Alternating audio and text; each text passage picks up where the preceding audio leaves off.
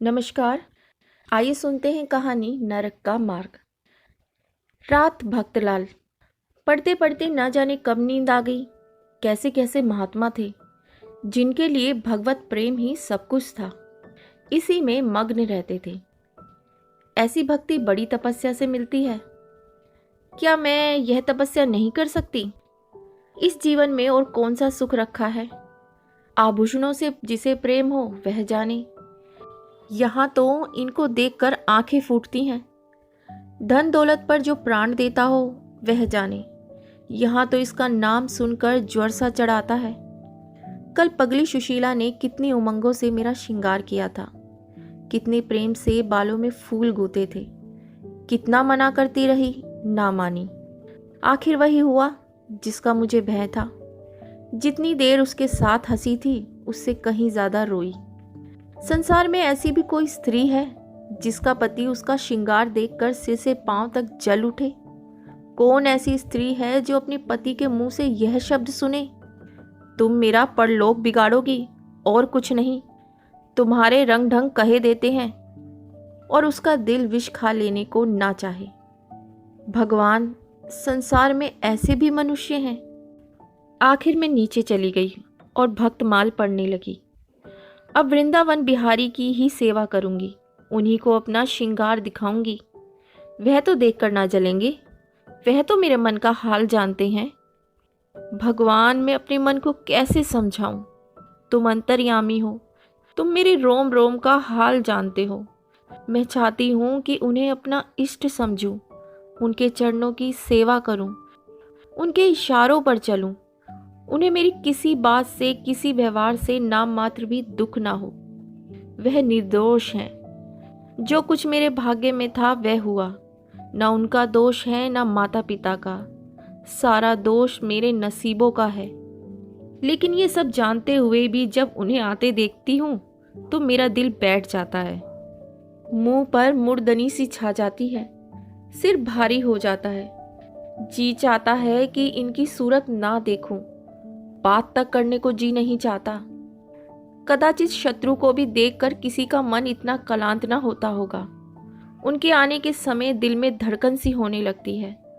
2-1 दिन के लिए कहीं चले जाते हैं तो दिल पर से एक बोझ सा उठ जाता है। हंसती भी हूँ, बोलती भी हूँ। जीवन में कुछ आनंद आने लगता है। लेकिन उनके आने का समाचार पाते ही फिर चारों ओर अंधकार। चित्त की ऐसी दशा क्यों है, यह मैं नहीं कह सकती। मुझे तो ऐसा जान पड़ता है कि पूर्व जन्म में हम दोनों में बैर था और उसी बैर का बदला लेने के लिए इन्होंने मुझसे विवाह किया है। वही पुराने संस्कार हमारे मन में बने हुए हैं। नहीं तो वे मुझे देख देख कर क्यों जलते और मैं उनकी सूरत से क्यों घृणा करती? विवाह करने का तो यह मतलब नहीं हुआ करता। मैं अपने घर इससे कहीं सुखी थी। कदाचित मैं जीवन पर्यंत अपने घर आनंद से रह सकती थी। लेकिन इस लोक प्रथा का बुरा हो जो अभागिनी कन्याओं को किसी न किसी पुरुष के गले में बांध देना अनिवार्य समझती है। वह क्या जानता है कि कितनी युवतियां उसके नाम को रो रही हैं? कितने अभिलाषाओं से लहराते हुए कोमल हृदय उसके पैरों तले रोंदे जा रहे हैं। युवती के लिए पति कैसी कैसी मधुर कल्पनाओं का स्रोत होता है। पुरुष में जो उत्तम है, श्रेष्ठ है, दर्शनीय है, उसकी सजीव मूर्ति इस शब्द के ध्यान में आते ही उसकी नजरों के सामने आकर खड़ी हो जाती है। लेकिन मेरे लिए शब्द क्या है? हृदय में उठने वाला शूल, कलेजे में खटकने वाला कांटा, आंखों में गड़ने वाली किरकिरी, अंतःकरण को बांधने वाला व्यंग्य बाण। सुशीला को हमेशा हंसते देखती हूँ। वे कभी अपनी दरिद्रता का गिला नहीं करती।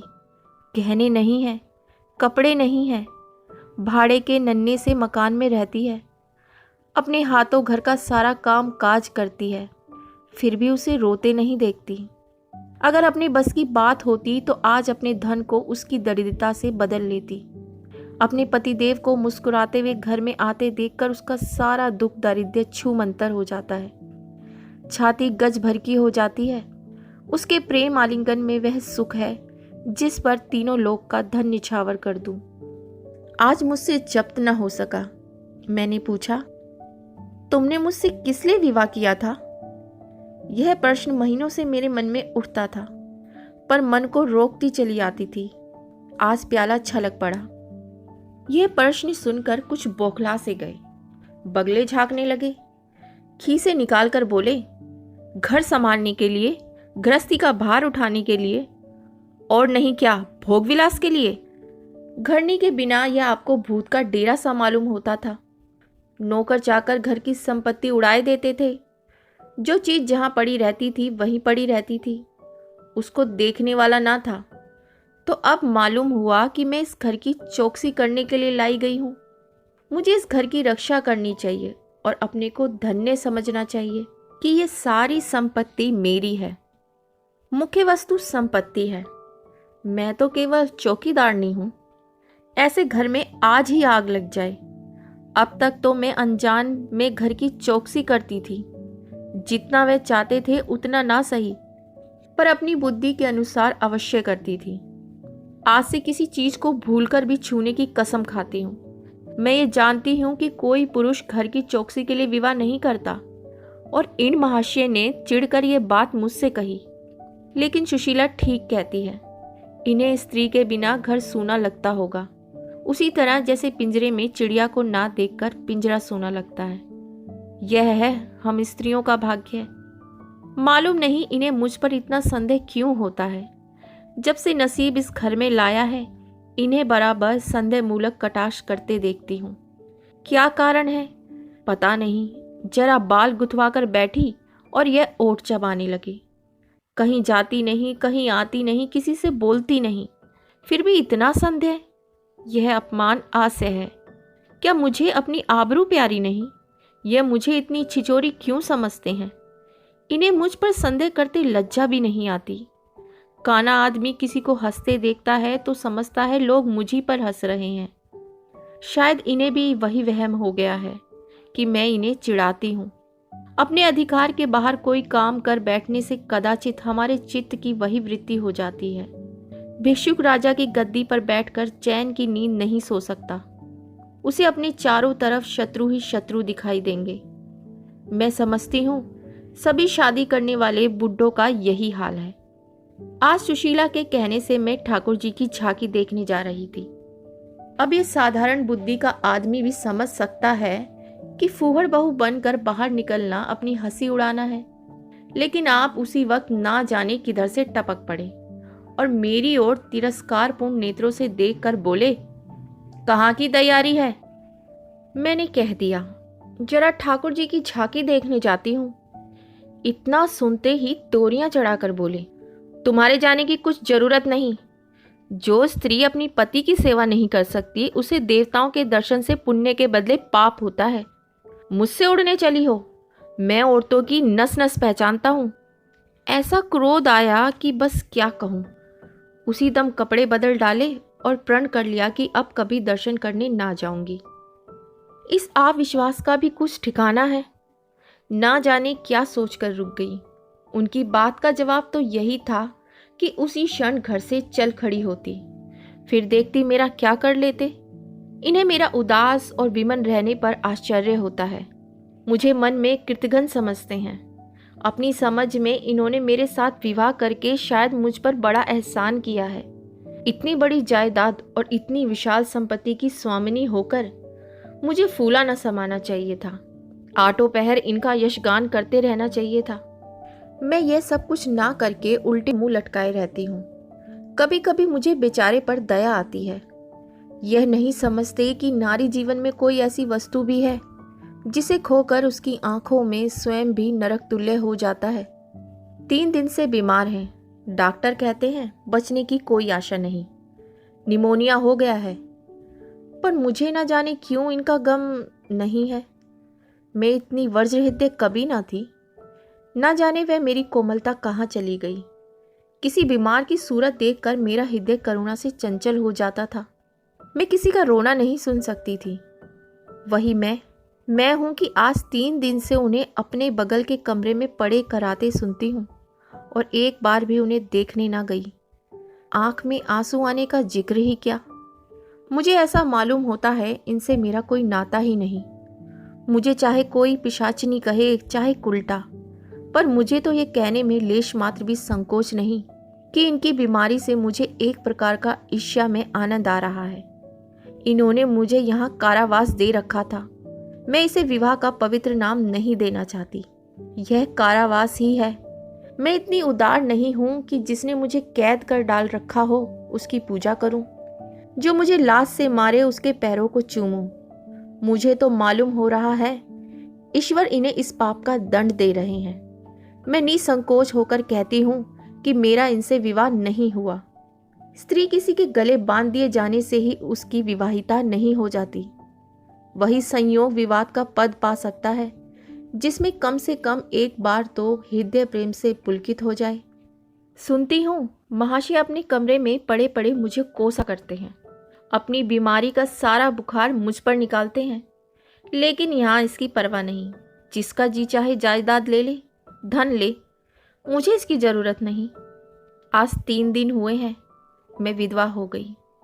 कम से कम लोग यही कहते हैं, जिसका जो जी चाहे कहे, पर मैं अपने को जो कुछ समझती हूँ वह समझती हूँ। मैंने चूड़ियाँ नहीं तोड़ी, क्यों तोड़ूं? मांग में सिंदूर पहले भी न डालती थी, अब भी नहीं डालती। बूढ़े बाबा का क्रियाक्रम उनके सुपुत्र ने किया, मैं पास न फटकी। घर में मुझ पर मनमानी आलोचनाएं होती हैं। कोई मेरे गुथे हुए बालों को देखकर नाक सिकोड़ता है, कोई मेरे आभूषणों पर आंख मटकाता है। यहाँ इसकी चिंता नहीं। इन्हें चिढ़ाने को मैं भी रंग बिरंगी साड़ियाँ पहनती हूँ और बनती संवरती हूँ।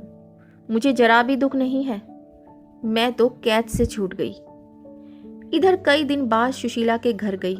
छोटा सा मकान है, कोई सजावट न सामान, 4 पाइयाँ तक नहीं, पर सुशीला कितने आनंद से रहती है। उसका उल्लास देखकर मेरे मन में भी भांति भांति की कल्पनाएं उठने लगती हैं। उन्हें कुत्सित क्यों कहूँ, जब मेरा मन उन्हें कुत्सित नहीं समझता। इनके जीवन में कितना उत्साह है, आंखें मुस्कुराती रहती हैं, होठों पर मधुर हास्य खेलता रहता है, बातों में प्रेम का स्रोत बहता हुआ जान पड़ता है। इस आनंद से चाहे वे कितना ही क्षणिक हो, जीवन सफल हो जाता है। फिर उसे कोई भूल नहीं सकता। उसकी स्मृति अंत तक के लिए काफ़ी हो जाती है। इस मिजराव की चोट हृदय के तारों को अंतकाल तक मधुर स्वरों से कंपित रख सकती है। एक दिन मैंने सुशीला से कहा, अगर तेरे पतिदेव कहीं परदेश चले जाएं तो तू रोते रोते मर जाएगी। सुशीला गंभीर भाव से बोली, नहीं बहन, मरूंगी नहीं। उनकी याद सदैव प्रफुल्लित करती रहेगी, चाहे उन्हें परदेश में बरसों लग जाएं। मैं यही प्रेम चाहती हूँ। इसी चोट के लिए मेरा मन तड़पता रहता है। मैं भी ऐसी ही स्मृति चाहती हूँ, जिससे दिल के तार सदैव बजते रहें, जिसका नशा नित्य छाया रहे। रात रोते रोते हिचकियाँ बन गई। न जाने क्यों दिल भर भर आता था। अपना जीवन सामने एक बीहड़ मैदान की भांति फैला हुआ मालूम होता था, जहाँ बगुलों के सिवा हरियाली का नाम नहीं। घर फाड़े खाता था। चित ऐसा चंचल हो रहा था कि कहीं उड़ जाऊं। आजकल भक्ति के ग्रंथों की ओर ताकने को भी जी नहीं चाहता। कहीं सैर करने जाने की भी इच्छा नहीं होती। क्या चाहती हूँ मैं स्वयं नहीं जानती, लेकिन मैं जो नहीं जानती वह मेरा एक एक रोम जानता है। मैं अपनी भावनाओं की सजीव भूमि हूँ। मेरा एक एक अंग मेरी आंतरिक वेदना का आर्तनाद कर रहा है। मेरे चित्त की चंचलता उस अंतिम दशा को पहुंच गई है जब मनुष्य को निंदा की न लज्जा रहती है न भय।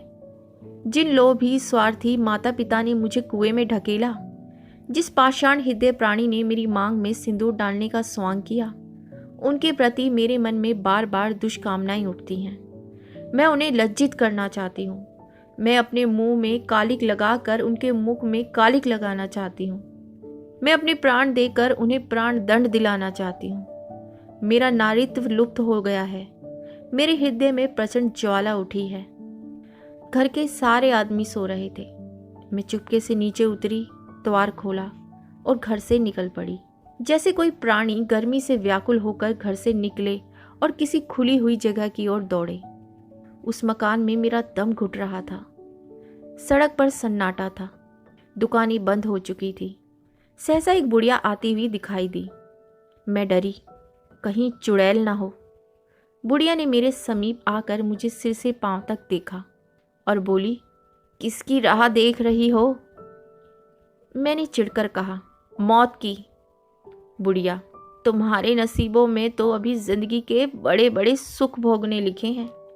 अंधेरी रात गुजर गई, आसमान पर सुबह की रोशनी आ रही है।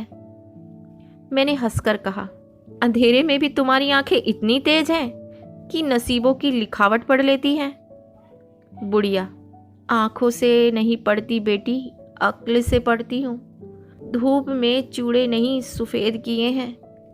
तुम्हारे बुरे दिन गए और अच्छे दिन आ रहे हैं।